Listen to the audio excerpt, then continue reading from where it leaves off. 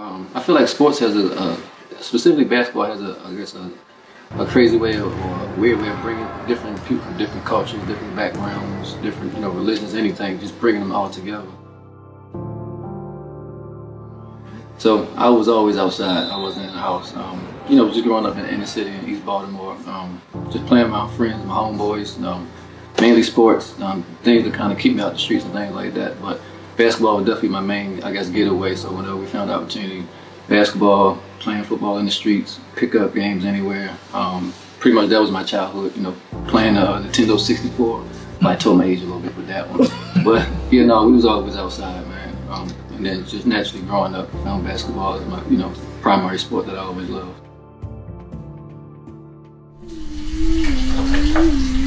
It's good. You want Daddy to have one? You want to say your grace? No. Okay.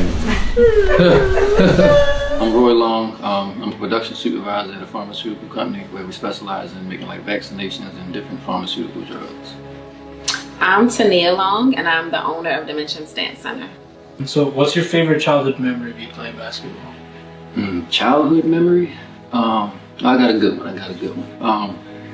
I'm not sure if you're familiar with it's a location called, we called it the Dome.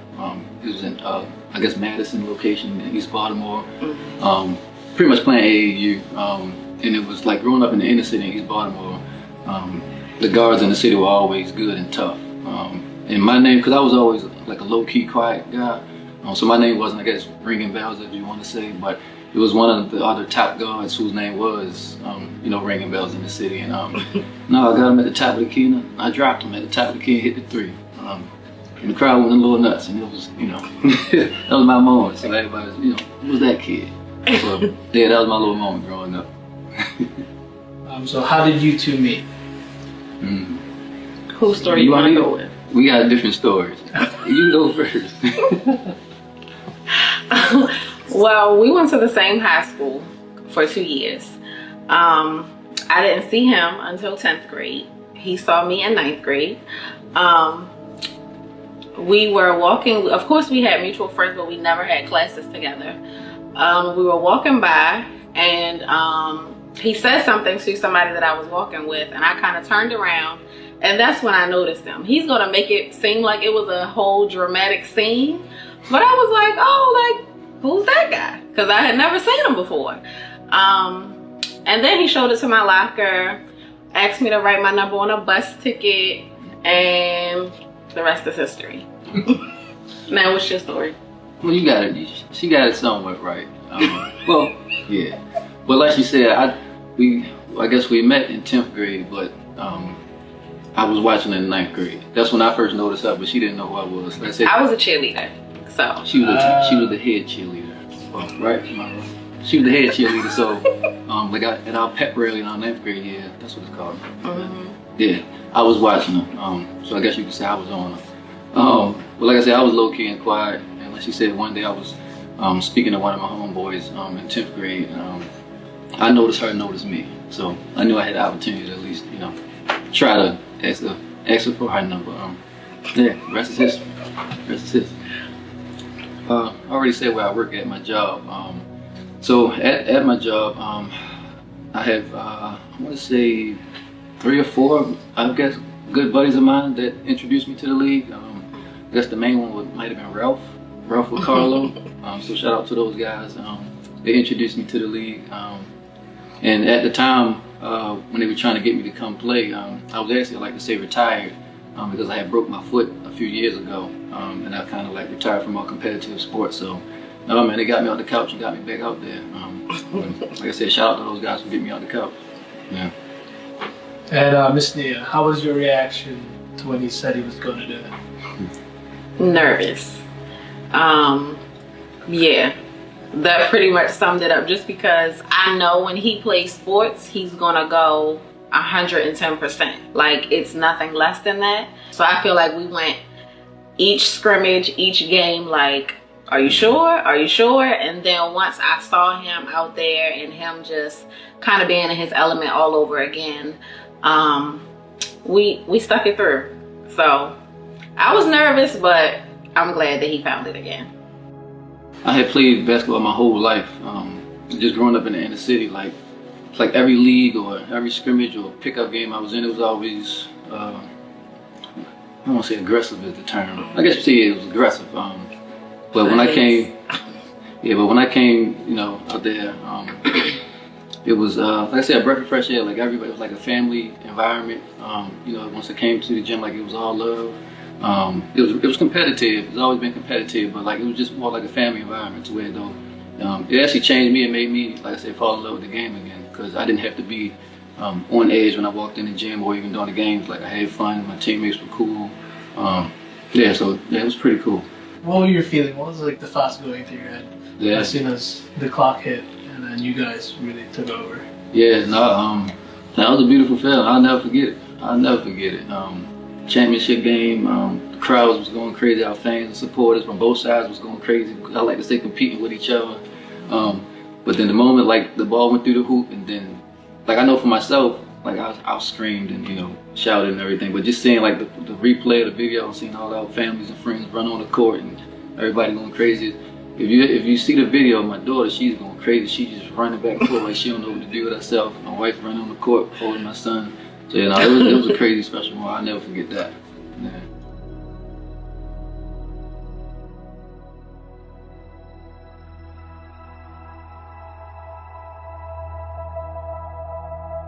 Like towards the end, once everybody started clearing out, it was a moment I was sitting on the side by myself, like, yeah, I can feel it coming. But I didn't even tell her.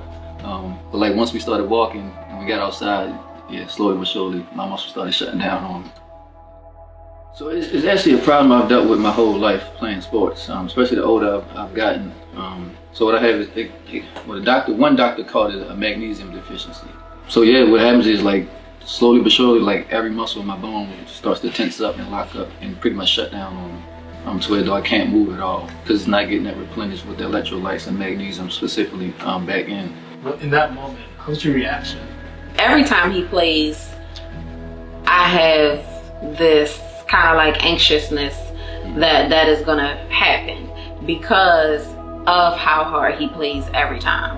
And we've dealt with this through flag football, all seasons, like summer, winter, all the things. So, and then we've dealt with it with basketball too. So it's actually a really scary feeling. Like I'm terrified because one time when it happened at the football field, so as I was arriving and I go into the room and see him, I'm like, this isn't what I expected to see. Like, what's going on? And they pretty much were saying like how his body had depleted and just was like breaking down. And if he didn't get to the hospital quick enough, like he wouldn't have made it. In Glenarm, I had no idea where I was. And I know exactly where I am. I'm very good with directions. So I'm like, I don't know where I am.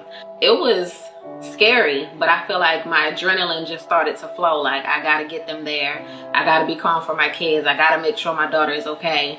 So after all of that, I finally sat in the moment. But in that moment, I'm just like, I gotta take care of him. And that's why, I don't know, I'm very loud at the games. But anytime I'm like, if he looks wrong, I'm running on the court. I don't care who's gonna stop me. I'm running out there to make sure he has what he needs, because it's a really scary feeling. But again, he's gonna play 110%. So I'm just gonna be there to support 110%.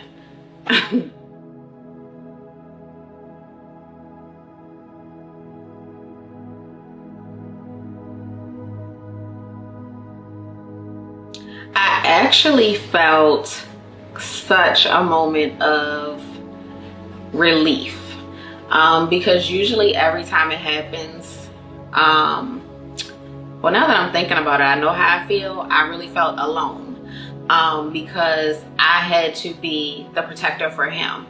But in that moment, you guys came like, oh, let me look up the address, as I'm on the phone, like, you know, talking to the paramedics and all of those things. You guys kind of stood in it with a support for me.